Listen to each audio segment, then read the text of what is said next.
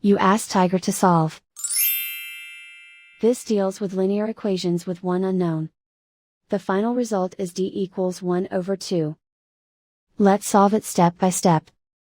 Group all d terms on the left side of the equation. Add 2d to both sides. Simplify the arithmetic. Group like terms. Simplify the arithmetic.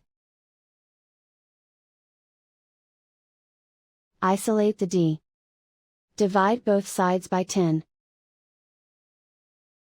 Simplify the fraction.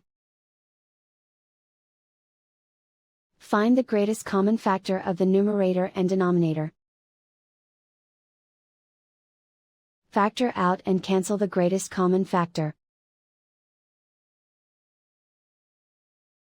And so the final result is d equals 1 over 2.